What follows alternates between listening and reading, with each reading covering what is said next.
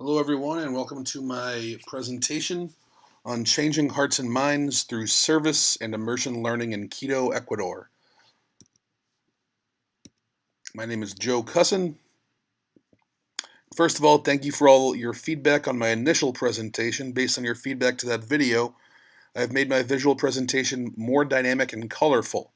I have included many pictures and videos, including pictures I took on my service immersion trip to Ecuador with students. I'm going to begin by talking about the context of my action plan. Bellarmine College Prep is a private independent Catholic high school for boys in grades 9 through 12 in San Jose, California.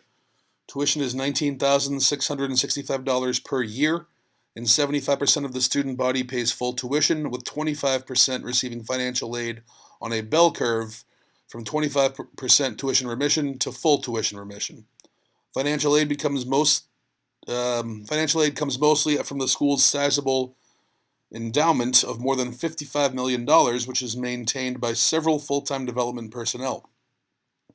The student body is made up of 1,620 boys, and it has a graduation rate of 97%. Of the graduates, more than 98% attend four-year colleges. 75% of the student body is Catholic, while 25% make up different traditions. A little more than 50% of the population is white. Another 23% is Asian or Indian American. The school is 17% Latino and 5% African American. 1,425 students come from Santa Clara County, while the other 200-odd students travel from farther away. Here's an image of Bellarmine's campus from a bird's eye view. There you can see Silicon Valley. And here is an image of campus.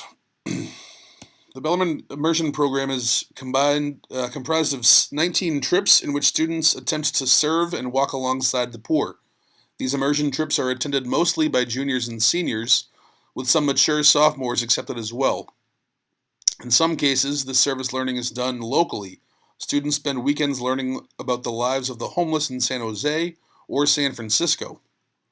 Students will spend a weekend learning about the lives of migrant farm workers in the Salinas Valley.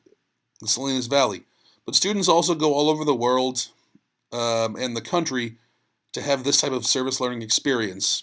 Students go to Appalachia, Mississippi, a Navajo reservation in Arizona, Ecuador, Mexico, Guatemala, India, and South Africa. These trips are designed with curricular goals meant to have students develop relationships with the poor and be inspired to work for justice. These trips are optional, though students do receive credits towards service hours for going on these trips.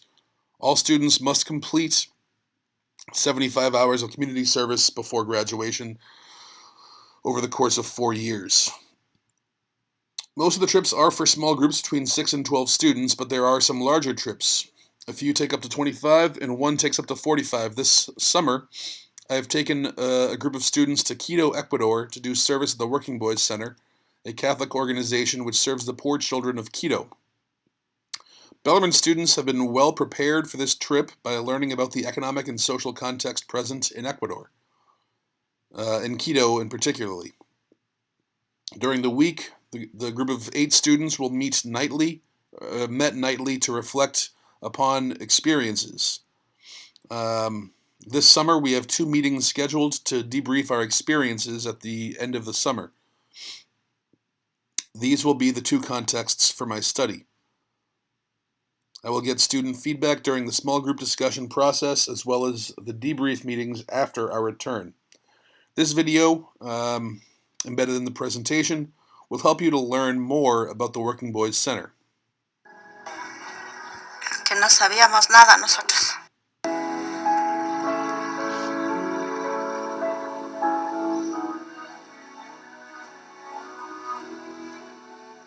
Yo soy un limpiabotas porque yo le ayudo a mi mamá para la comida.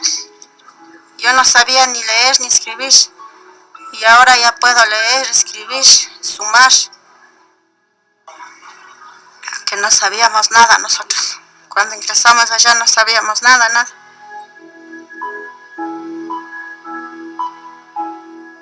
The Working Boys Center of Quito, Ecuador, transforming families from poverty to prosperity every day. It all started in 1964 when a young Jesuit priest, Father John Halligan, determined that there was a great opportunity to minister and help the young shoeshine boys of Quito, the working boys. In 1967, as the Working Boys Center grew, Padre Juan decided that he needed help. So Sister Miguel Conway came to the rescue and took the program to new heights.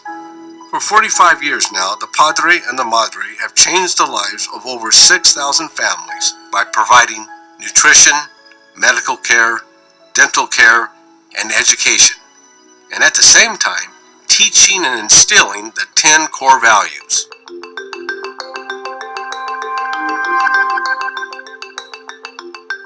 The programs that we offer are 3 meals a day for every member of the family, Monday through Saturday, attention from a doctor, a dentist, lawyer, psychologists, education from daycare center through technical school. We have the best of education. We've been decorated twice by the government as the best education, technical education school in the country.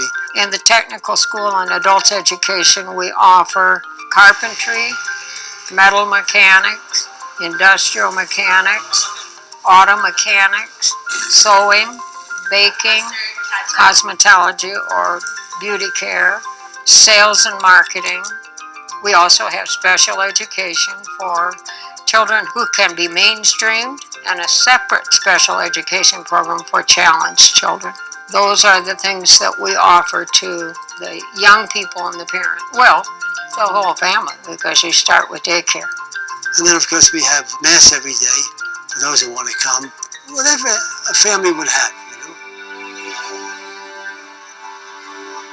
What is key about the center is that the center attacks poverty as a spiritual problem, not an economic one. And that's key.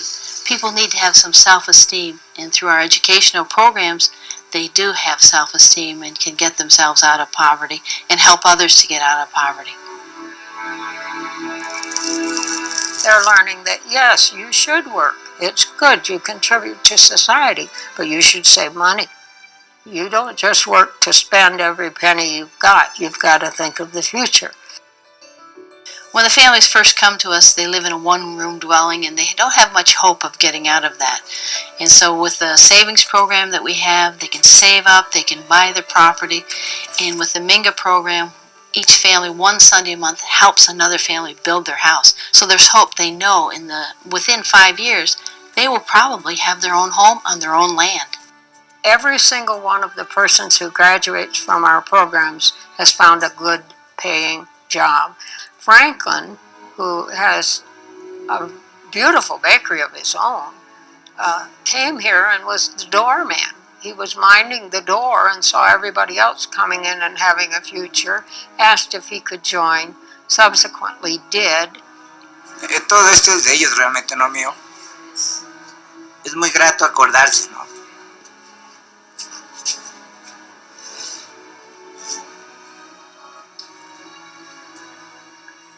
Si no fuera por ellos, difícilmente no sé dónde estaría. Que le amamos mucho.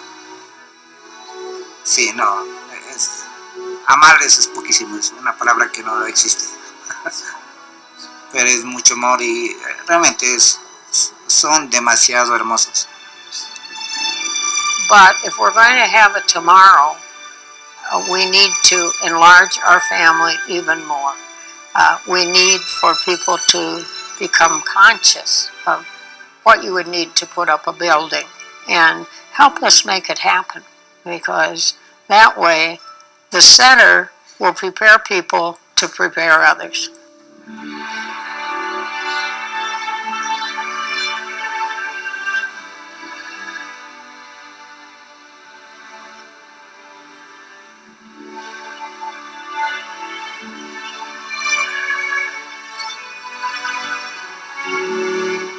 The feeling that somebody loves me, I can tell this somebody my troubles, and I can share my joys with them and everything else. That's what the center is all about.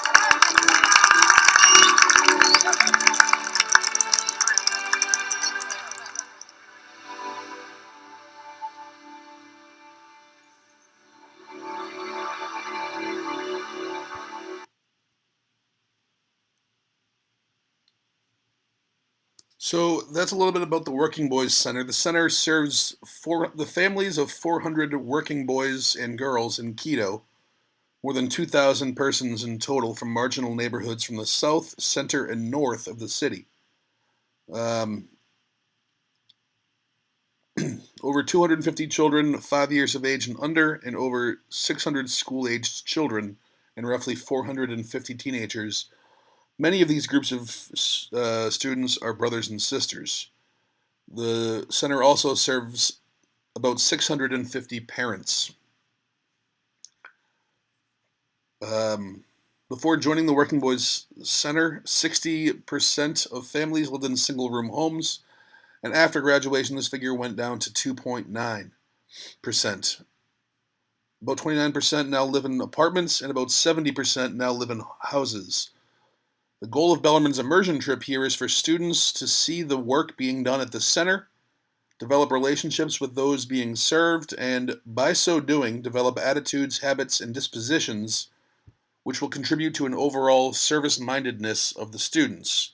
Here you see a picture of myself and the rest of the group of students who spent 10 days in Quito learning about the center and being of what service we could be to them. So here's the problem of practice. That's more students in the automotive shop. Here are some students doing what was mentioned in the video as a minga, doing work to build a house or clear the ground so that a house could be built. And here is the group of boys and a few of the female students they met after completing their work.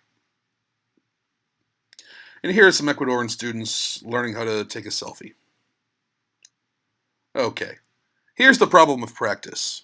There are many university programs which incorporate service learning into coursework, as well as using service projects as summer and non-curricular experiences to enhance student personal growth. In the world of Jesuit secondary education, schools are just starting to develop service learning travel experiences and curricula which aim to foster student learning and growth. The school where I teach is one of these Jesuit secondary schools. The school is all male and is predominantly made up of middle-class to affluent Christians and Catholics. Ultimately, the goal of a service learning immersion program is threefold. First of all, there is a community service component. Community service ought to do some good for the community being served. Secondly, a service immersion experience ought to educate the student about social injustices present in the area and among the people being served. And finally, a service immersion experience ought to transform the student to commit himself to service to the poor and marginalized throughout his life. This is a beautiful goal, but in the immersion program which I currently run, there is very little evaluation, and this is the problem of practice. We have this threefold goal, but very little evaluation or assessment as to how we are accomplishing this goal. So this brings me to my focus question, which is this. How does an experience of service learning and immersion at the Working Boys Center in Quito, Ecuador, affect high school boy attitudes, habits, and dispositions towards community service, the Ecuadorian culture, and the social injustices which lead to poverty in Quito? So I've done a literature review on service learning and service immersion. And after doing my literature review, I came to several conclusions. First of all, there has been a lot of research done on the positive effects of community service on high school students.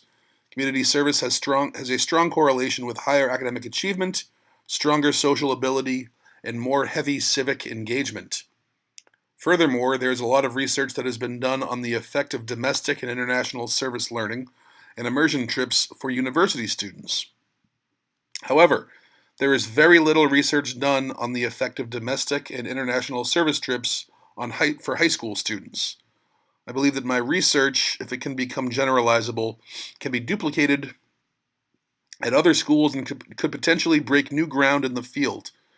I also saw the potential to improve my research. One article I wrote about, wrote about a term called service-mindedness, which is going to help me focus my research. This brings me to my data collection plan for triangulating the data. In order to make sure I collect the proper data, I propose to use 3 basic qualitative methods. First, based on a lot of peer feedback, I'm changing one of my data collection techniques to take a more quantitative approach, though I'd still call it a qualitative-quantitative with an emphasis on the qualitative approach. This is the service-mindedness scale that I just mentioned. The service-mindedness scale is a scale created by PassCheck and Laughter in 2012. This scale is based on participant feedback in a survey which has 24 items designed to measure individuals' endorsement of service as an important activity, the amount of service provided, and types of service performed on local, regional, and global levels. One of these 24 items will ask students how many hours of service they do on average. The other 23 items will ask students various questions about their attitudes towards service based on a 7-point Likert scale. By administering this scale before the student goes on an immersion trip, right when he gets back, and then again 1 year after the student returns from the immersion trip, I will be able to discover any measurable change in service-mindedness of the student. It will be difficult to determine what cause or effect the immersion trip experience had on any change in service-mindedness, but if my data reliably shows growth in service-mindedness among immersion trip participants, I believe that this could show the validity of the data. Secondly, 1 month after the immersion group returns to San Jose, I will send out a SurveyMonkey questionnaire in which students will respond to a few basic questions. These questions will be Likert scale questions about their experience, along with in-depth responses to 4 very simple questions. Number 1, describe your favorite moment on this immersion experience. Number 2, did you learn anything while on the trip? If so, what did you learn? Number 3, has your daily life changed now that you have returned from Ecuador? If so, how? And number 4, do you have any other comments? I can ensure student participation and depth by holding off on giving students service hour credit for their participation in the trip until after they complete the focus group and questionnaire. By asking these questions, I can find out if the experience of travel, service, and cross-cultural relationship building is actually having an effect on the students. If this questionnaire proves useful to my focus question, I can easily transfer this questionnaire to other trips. Finally, and most importantly, I will conduct 2 focus group interviews of 4 students each. I believe that this will help because the 8 students will have many shared experiences. By hearing about the internal processes of their peers, students might better be able to understand and articulate their own experiences on the immersion trip. During this focus group, I will ask many of the same questions I posed in the questionnaire. What experiences affected you in the moment? How did those experiences affect you? What memories from this trip affect you today? And how has your life been affected by this, the experience of going to Quito? Like in the questionnaire, I will ask the focus group to share open feedback about their experiences. Also, given the information I gathered by reading student journals and blog entries, I can tailor my questions to particular experiences which I know impacted them in the moment. If students journal about an event in the day of the event, 1 month out, they should be able to discuss whether or not and how that event has had an impact on their lives. So, talking about reliability, validity, and generalizability. Reliability is a concern for me in my work. I've spent a lot of time organizing flights, transportation, service projects, and cultural experiences for these students in Ecuador. Their parents have spent hundreds of dollars in order for them to have this experience. When I speak to them in a group, in a focus group, they may take these factors into account and paint a more positive picture of the experience than they actually had. So a focus group might be different from a SurveyMonkey survey. However, I believe that with the anonymity of a computer screen, the students will be able to answer questions more honestly and directly. If I ask them to submit the survey first, I can use this data to tailor my questions in the focus group so as to get the students to speak to their actual experiences rather than trying to please me and their parents. In my research, I will make sure that the data I collect is valid through the use of the triangulation method. Because I'm using several different data sources, the survey, the focus group interviews, and the service-mindedness scale, I will learn whether or not my data is valid if the data I collect is confirmed in all three collection methods.